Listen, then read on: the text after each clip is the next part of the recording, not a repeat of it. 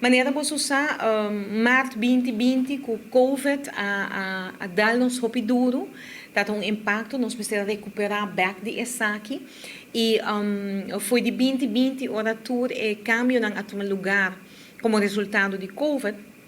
As het wij também para me ser assim certa adaptação para pôr a toch começar a maneira bisa cana back. Dentro do trajeto aqui nós estava em cambio na onda e tempo a introduzir o que nós chama aporte próprio para o que estava acompanhante social de paciente que estava viaja para esse tratamento, para o que estava ticket de viagem. Se você recorda, essa aqui estava mantendo 3 em Florim.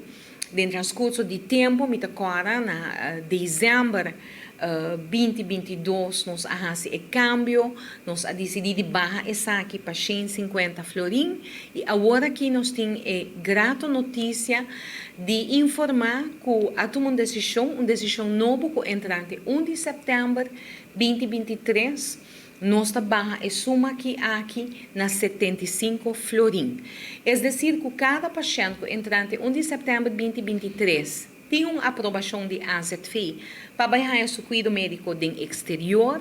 Isso aqui significa agora aqui, que entrante 1 de setembro, o paciente que riba seu acompanhante social, lo tem que pagar 75 florim para a ticket de viagem de seu acompanhante social.